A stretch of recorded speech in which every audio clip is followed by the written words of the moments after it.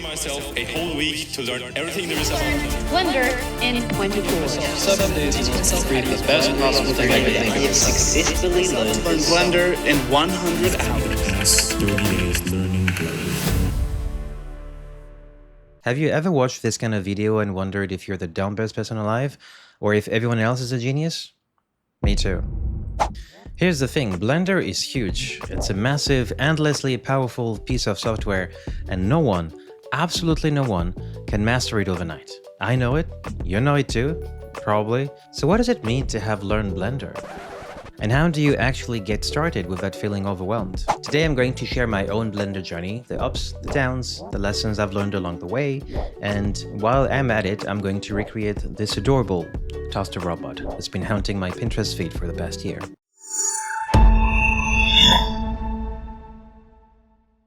Okay, so first let me share how I navigated my own Blender learning and why I haven't given up yet. I will be inserting some clips of me modeling that cute robot in between, and if you're wondering why that one specific robot, it's because I really like the concept. It's cute, and the fact that it has a lot of hard surfaces comforts me. I try to stay clear of organic shapes that require any sort of sculpting.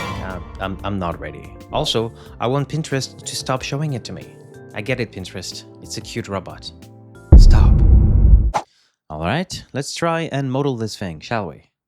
I should preface by saying that I am but a hobbyist in Blender, so if you happen to be an experienced 3D artist, or if you've studied something like computer graphics, you may have to avert your eyes in some sections to avoid what I assume to be terrible practices. Now my goal here is not to recreate the robot as it is in the reference one-to-one, because I don't think it is geometrically possible, and you'll see what I mean later. Think of this as a 3D interpretation of the artwork. I will try to get as close as I can, but you will start to see some minor differences pretty early on. Now, spoiler alert, I may have attempted to animate this little robot at the end, so keep watching if you want to have a good laugh. I usually start by setting the camera so that I'm working on the same perspective as the artwork, and there are tools you can use to make this easier, like F-Spy, which I tend to use. But in this case, the artwork is not perfectly sound, geometrically speaking, so I decided to just try and eyeball it. Yeah, it doesn't even seem that bad. It's probably very wrong. Now, something you need to know about my modeling methods is that I like to plan everything in advance. Each step of the blockout, the texturing, the composition, the lighting, I imagine the whole scene before I even grab my mouse. I don't know if it's obvious by looking at the video, but I have no idea what I'm doing. Like, nothing. I'm just really ballparking what I think is the best approach to model this, but it might come out really wrong. Now, very early on, I was hit with the first issue caused by the geometrical liberties taken by the artist, and I had to take a decision.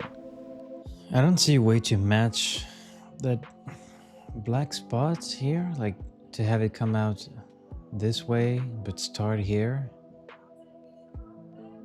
Like in terms of perspective, I don't know if that's possible, so I might just ignore this and do it my way.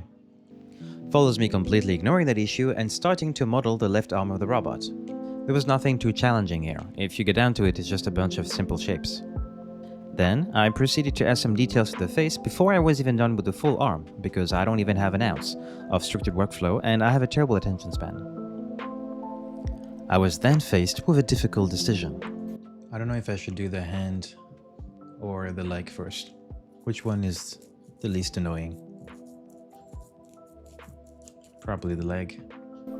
I chose neither of them and instead modeled the bottom section of the robot, even though I had very poor visibility on it. This is going to be a really wild interpretation of whatever's going on down there, because I have no idea. I decided to just improvise something, knowing full well that it didn't matter much because none of this would be visible in the final shot. When I was done with it, I moved my attention toward the leg first, because it wasn't as scary as the hand, and I already knew roughly how I would model it. The only thing I was feeling a bit hesitant about was the upper thigh. I need to attach a circle to this like rectangular shape. I don't really know how to approach that. I quickly found a solution that worked and continued with the rest of the leg. Nothing I've noticed here. It was very straightforward. At this stage, I already knew that it wouldn't be a perfect replica of the artwork, so I took some liberties here and there. I was actually having fun until Blender decided that it was time to stop and froze my computer. What's happening? Well, ladies and gentlemen, this is the first crash of this project. There we go. I then tackled the foot.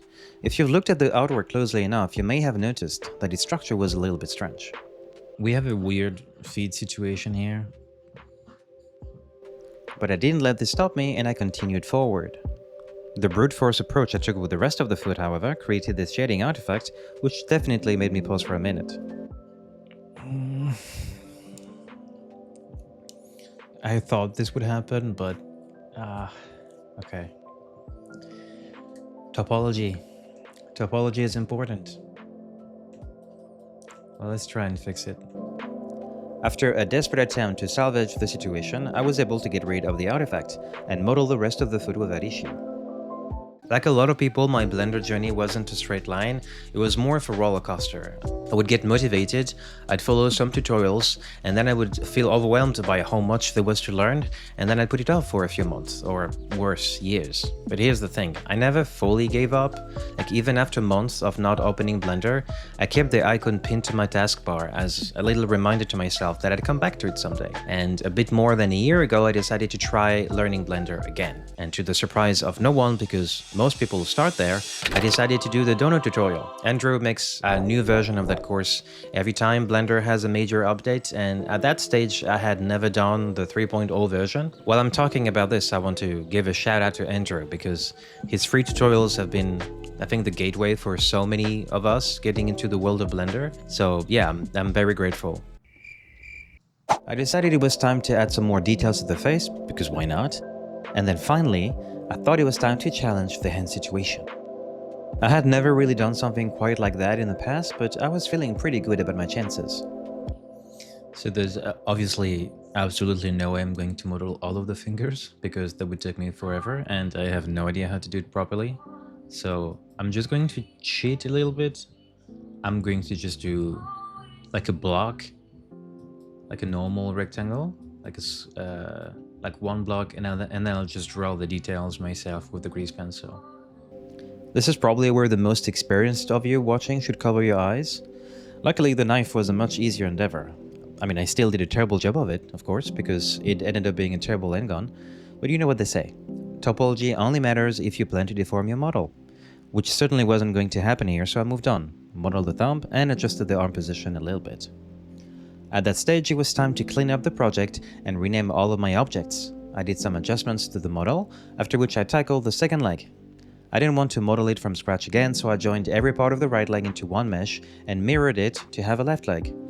I adjusted its positioning a little bit so that I could get a bit closer to the reference, even though at this point it didn't really matter all that much. I did the exact same thing for the arm and was quickly faced with another geometrical inconsistency.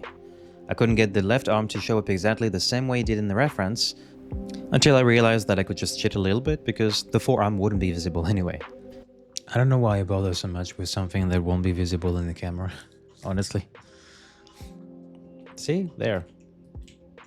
The arm isn't perfectly aligned, at least not the same way it is on the other side, but who cares?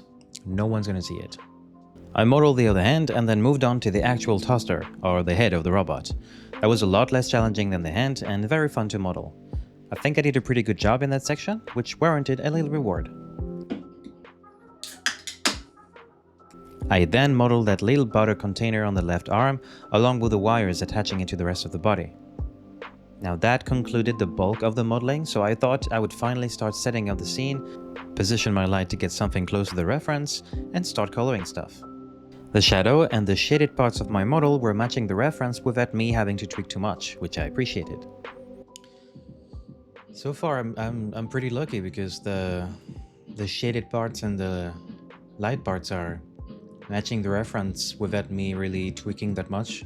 So yeah, pretty satisfied so far.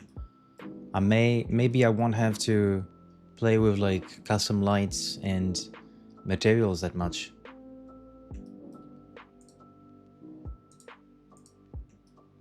See? I guess this is technically shaded. Maybe I can shade by...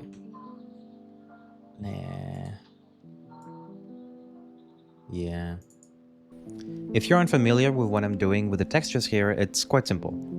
I didn't want to go too fancy, firstly because it's a stylized artwork, not a realistic one, and also because I cannot go fancy even if I wanted to, because I suck at texturing. So I went with one of the only things I know how to do pretty well, which is toon shaders. That basically means picking solid colors to define how the model looks when lit and when it's shadow. You can define more than 2 colors for a more nuanced look, of course, but I didn't need to do this here.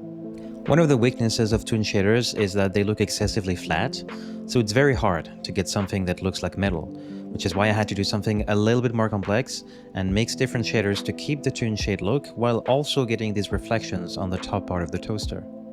I then colored the feet and the hands and switched to the toasted bread slices. I'm not sure how I'm gonna do the little grainy aspects of the toast, but I'm assuming introducing some kind of noise could help. The texture has little brown spots of sort, but only at the center of the toast. I experimented with the nodes a little bit to get a look approaching this one. I wouldn't say I'm 100% satisfied with my solution, but I had something passable. This wasn't a major element of the scene, so I didn't want to spend too much time on it. I colored another hand along with the butter, which made me realize that I had forgotten a few details in the model, so I added them before continuing with the textures. The knife was next. I didn't need to do this, but I wanted to test my skills and get that little bright spot on the top of the blade by using light groups, because I had never used that feature of Blender before. Light groups are a way to have lights in your scene that only affect some objects and nothing else, so in this case I wanted a small spotlight illuminating part of the knife only. And now it was finally time for my absolute favorite part of almost every Blender project I do, creating the line art. I know several ways to do it, but one of the simplest ways is to generate it with the line art modifier of the grease pencil. The scene wasn't very complex, so I used that method, and it immediately made the robot a lot more visually appealing. Tutorials were my lifeline at first. They gave me a foundation, but eventually I realized that I was stuck in what people call the tutorial hell. I was constantly watching tutorials, but I was never actually creating anything on my own. The turning point came months later. I was watching a time-lapse of someone modeling in Blender, and for the first time I realized that I could actually understand what they were doing. Like the shortcuts, the tools, the workflow. It wasn't magic anymore. Except for the shaders, it still feels like sorcery to me. And then it hit me. Why didn't I make anything yet? I spent all this time learning, but I was too scared to actually create something on my own because I kept thinking I wasn't ready. And this had been going on for years at this point, literally. So I decided to just go for it. And let me tell you, my first few attempts were not great, but I kept going, and slowly I started to improve. Blender became less of a daunting challenge and more of a fun, creative outlet. I think I've finally come to a point where Blender has become a big part of my life. I've created a few scenes that I'm truly proud of. Don't get me wrong, I'm still terrible at it. But I've improved enough to know that if I just keep the momentum going and enjoy this new, amazing hobby, I'll just improve on my own naturally. So the truth, and this is related to the point I'm trying to make, is that you never stop learning Blender. Even professionals still find out about some cryptic feature or shortcut that they never knew, even after years of using the software. But that's kind of the beauty of it. You don't have to learn everything at once. Some people are amazing at hard surface modeling, but they have never touched geometry nodes, for example. Others are sculpting masters, but they avoid rigging like the plague, and that's okay. You don't have to learn everything that Blender can do. Blender is so vast that you can focus on what excites you and still have a lifetime of learning ahead. The key is to keep pushing your boundaries, one project at a time. I will say it is crazy, like the difference with and without, like in terms of like just visualizing the artwork. I mean, look at that.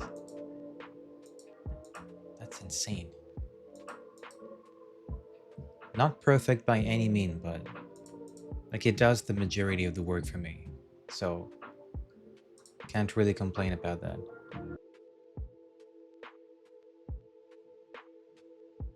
Let's just pause and admire how far we've come already. Obviously a little bit different from the reference, but I would say pretty good. Turned out better than I expected. It was time to take care of all the details that separated my 3D rendition with the reference artwork. I had some minor issues with the small indent on the toaster, but nothing too bad. Here's a quick 360 view of the model. Hello. It is now 10 p.m. and I'm about to perform the finishing touches on the little butter robot. As you can see here, I'm all set and ready to go. I'm going to use the grease pencil to add the little details that you can see on the reference and that I don't have on my model yet. If you're wondering why I'm doing this with the grease pencil, it's because I like the fact that you can animate it very easily. The fact that it's very non-destructive, you can change the color of anything afterwards. And it's mostly because I'm very scared of texture painting. That's actually the only reason why. So yeah, hopefully this goes well, and I'll see you in a bit. From now on, what you're seeing is mostly me hand drawing some details with the grease pencil. This is always a very fun and therapeutic part of the process for me. I don't really know how to draw, but I can generally do okay-ish if I have a reference to work with, and this model didn't really have anything too challenging, so I just took my time and enjoyed the process. While doing this, I had an idea for a small animation. What if I could make the robot walk a little bit, stop, toast the bread, and then raise its knife in the air when it's done? It'd be pretty cute, right? For the longest time I avoided anything that required rigging in Blender because I found it a bit intimidating, but I thought this would be a great opportunity to try something and have some fun doing it. When rigging, something you often find is that it doesn't work perfectly on the first try, and fixing this typically requires a fair amount of time spent weight painting your model. But I will spare you the very long time it took me to figure this out. I started by animating the arm and the toast because I already knew more or less how to do it, and then I spent 1 or 2 hours trying to replicate a walk animation by hand, and failing miserably. Thank you for waiting, and let me show you the results.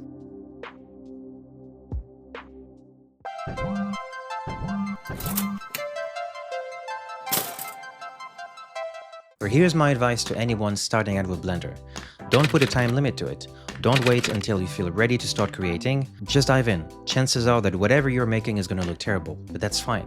Just enjoy the journey and celebrate every little victory along the way. Just like me with this little robot, I learned how to rig for the first time during the process, and I mean, it's definitely not perfect. This little robot looks like it needs an update on how to work properly, but it's progress, and that's what matters. So whether it's a robot or donut or something entirely your own, every project is a step forward. And remember, even the pros are still learning. So go ahead and start the project you've been thinking about. Thank you for watching. If you want to see more videos of me struggling to use Blender, please consider subscribing to my channel because I think I'll make a lot of videos like this one. Let me know if you like this format and if you would like to see me model all the things.